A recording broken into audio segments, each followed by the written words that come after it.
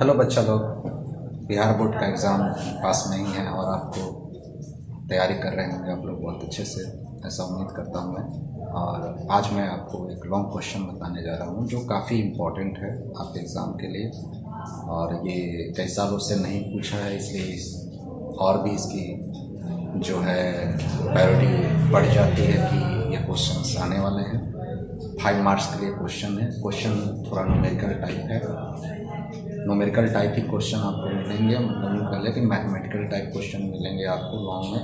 और अगर आप तैयारी करते हैं लॉन्ग का तो आप बहुत अच्छे मार्क्स उठा सकते हैं, क्योंकि ज़्यादातर बच्चों को देखते हैं कि वो ऑब्जेक्टिव पे विशेष फोकस करते हैं, लेकिन सब्जेक्टिव को जो है वो शुरू से ही नज़रअंदाज करते हैं और इसकी वजह से उनको लास्ट में परेशानी होती है। फिर बाद में वो सोचते हैं कि कौन से प्रश्न को ज़्यादा कर लूँ जिससे बोर्ड में मेरा जो है क्वेश्चंस जो है मिल जाए और मैं अच्छा से लिख सकूँ उसको। तो उसी के पॉइंट ऑफ व्यू से मैं आपको ये क्वेश्चन बताने जा रहा हूँ। और इसका नाम है गोलीय अपवर्तन सूत्र। गोलीय अपवर्तन सूत्र व्युत्पन्न करना। क्वेश्चन आपको इस तरह दिया जा सकता है कि गोलीय अपवर्तन सूत्र को व्युत्पन्न करें, या μ2/v minus μ1/u is equal to μ2 minus μ1/r। ये इस तरह से दिया जा सकता है। सिद्ध करें कि μ2/v माइनस μ1/u बराबर μ2 माइनस μ1/r, या फिर गोलीय अपवर्तन सूत्र को व्युत्पन्न करें। अंग्रेजी में लिखेगा ड्राइव spherical diffraction formula और prove that μ2/v minus μ1/u is equal to μ2 minus μ1/r। तो इस प्रश्न को हम लोग देखते हैं। तो इस प्रश्न के लिए मैंने आपके लिए फिगर बनाया पहले। ये एक गोलीय जो है अंतरापृष्ठ है, और ये अंतरापृष्ठ दो माध्यमों को बांट रहा है। एक माध्यम μ1 जिसका अपवर्तनांक है, दूसरा माध्यम जो है μ2। तो यहाँ पर लिखा हुआ है, इसके आंसर में हम लोग लिखेंगे। यहाँ से इसका आंसर है, माना कि xy एक गोलीय अंतरापृष्ठ है, xy एक गोलीय अंतरापृष्ठ है जो दो माध्यमों को अलग करता है। तो ये जो है दो माध्यम को अलग करता है। एक माध्यम जिसका अपवर्तनांक μ1 है, दूसरा माध्यम जिसका अपवर्तनांक μ2। माध्यम दो माध्यमों को अलग करता है जिसका अपवर्तनांक क्रमशः μ1 और μ2 है। यहाँ μ2 सघन माध्यम का अपवर्तनांक और μ1 विरल माध्यम का अपवर्तनांक है। इस तरफ हम लोग विरल माध्यम मान के चलेंगे, इस तरफ हम लोग सघन माध्यम। अब चित्र में दिखाया गया है कि वो जो है एक पॉइंट ऑब्जेक्ट है, एक बिंदुवत है। दिखाए गए चित्र में प्रधान अक्ष के बिंदु O पर एक बिंदुवत वस्तु रखा गया है। यहाँ पर एक बिंदुवत वस्तु रखा गया है और इसके बाद जो है रखा गया है जिसका गोलीय सतह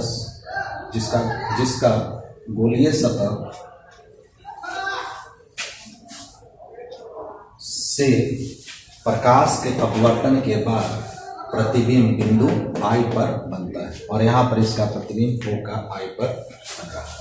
ठीक है, तो ये कुछ लैंग्वेज आपको लिखने पड़ेंगे। और यहाँ पर हम कुछ और चीज़ों को मानेंगे। P से O तक वस्तु का दूरी है, तो इसको हम लोग P से O तक को U से इंडिकेट करेंगे। फिर यहाँ P से I इमेज डिस्टेंस है, तो प्रतिबिंब की दूरी है तो P से नोट करेंगे। P से C को वक्रता त्रिज्या बोलते हैं, तो इसे R से नोट करेंगे। ठीक है, इसके बाद हम लोग क्या करेंगे कि कुछ एंगल मानेंगे। यहाँ पर ये एंगल को मैंने अल्फा मान लिया, ये एंगल को मैंने बीटा मान लिया, इस एंगल को मैंने गामा मान लिया। इसके बाद जो यहाँ पर आपतन बिंदु है, इस आपतन बिंदु को मैंने ए मान लिया, आपतन बिंदु ए। तो ये भाषा आपको लिखने पड़ेंगे। भाषा लिखने के बाद आप इसको पॉज करके लिख लेंगे भाषा को। अब इसके बाद हम लोग आगे जो है बढ़ेंगे और देखते हैं किस तरह से इसको कैलकुलेट करते हैं, कैसे जो है इस फॉर्मूला को निकालते हैं। काफ़ी इम्पोर्टेंट क्वेश्चन है ये पूछने का ज़्यादा चांस है आपको। इसको देख करके 3 बार 4 बार लिखें, आपको आ जाएगा।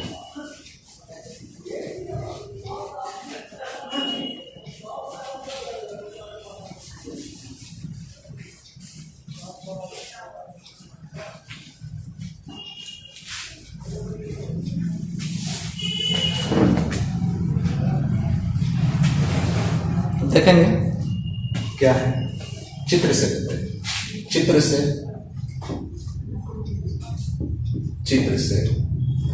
चित्र से हम आते हैं, ये हम अल्फा बीटा,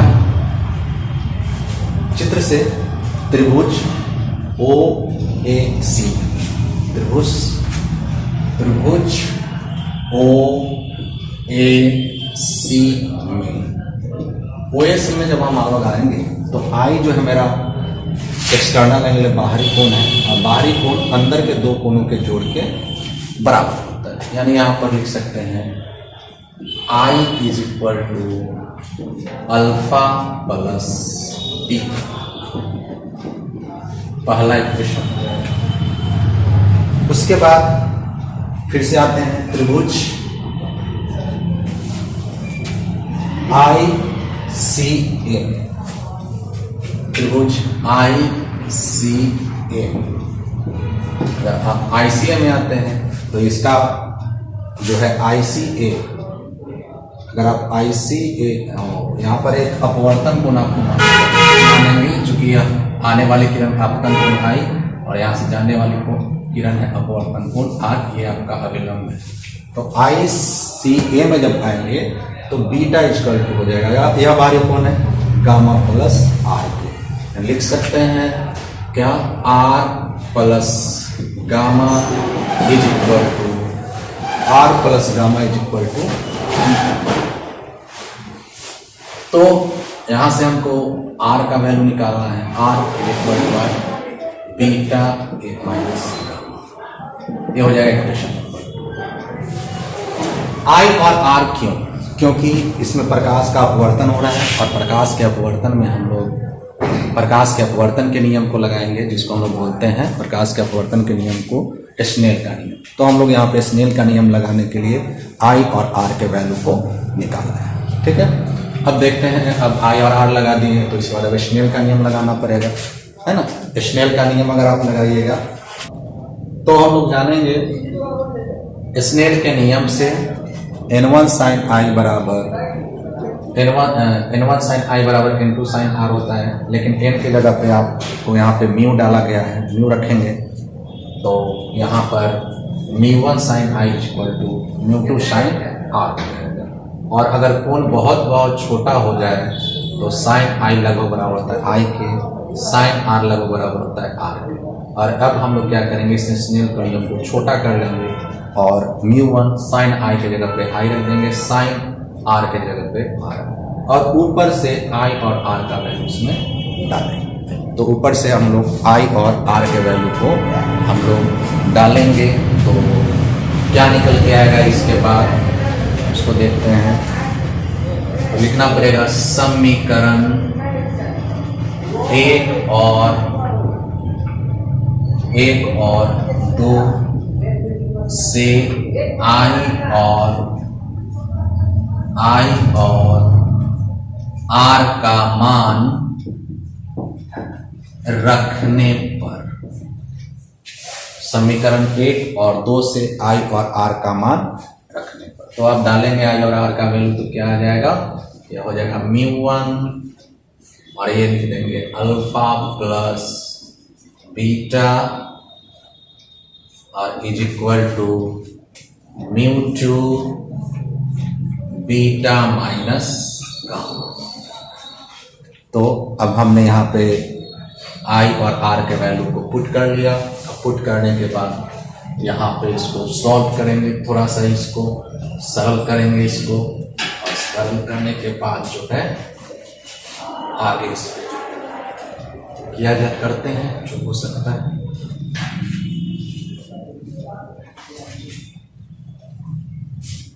तो क्या हो जाएगा, मल्टीप्लाई करेंगे μ1 में, μ1 अल्फा, फिर यह बीटा में μ1 beta is equal to μ2 beta minus μ2 gamma,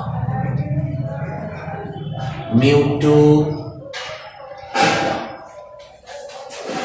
अब बीटा वाले को एक तरफ ले जाएंगे, इसको इस तरफ ले जाते हैं, इसको लाएंगे इस तरफ तो हो जाएगा μ2 gamma plus μ1 alpha is equal to, ये तो पहले से ही है, μ2 बीटा, इसको इस तरफ ले आते हैं μ1 बीटा। एक स्टेप और चलते हैं, μ2 गामा प्लस μ1 अल्फा, इसमें से हम लोग μ2 माइनस μ1 और इस बीटा को कॉमन निकालेंगे। अब कॉमन निकालने के बाद क्या करेंगे, अब यहाँ पर हम लोग अल्फा बीटा और गामा के वैल्यू को डाल देंगे, अल्फा बीटा और गामा के वैल्यू को पुट कर देंगे। अब यहाँ पर अगर आप देखेंगे μ2 गामा, गामा यहाँ पे है मेरा, गामा जो कोण बनेगा ये आर्क हो जाएगा चापकण बटा त्रिज्या, यानी पी ए बटा P I, P A by P आई, क्योंकि कोण बराबर होता है चापकण बटा त्रिज्या।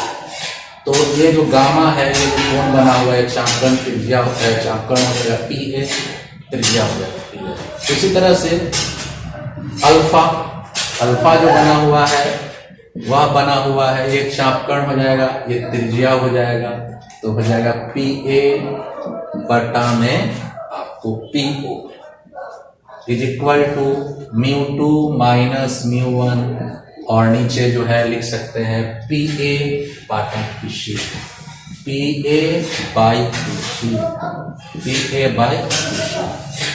अब पी ए कैंसिल हो जाएगा, कॉमन निकालने के बाद कर सकते हैं। इसके बाद जो है यहाँ पे हो जाएगा μ2 by P I, μ1 by P O is equal to μ2 minus μ1 by P C. अब हम लोग चिन्ह परिपाटी के साथ जो P A P O P I P O और पी सी है उसको डालेंगे। क्या लिख सकते हैं, चिन्ह परिपाटी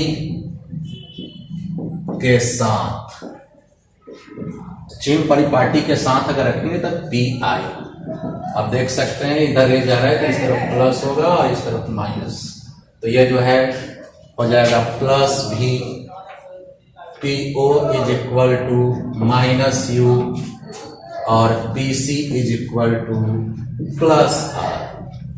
वैल्यू पुट कर दीजिए तो लिख सकते हैं μ2 बाई प्लस भी जोड़ μ1 by minus U, value put कर दिए is equal to μ2 minus μ1 by plus are.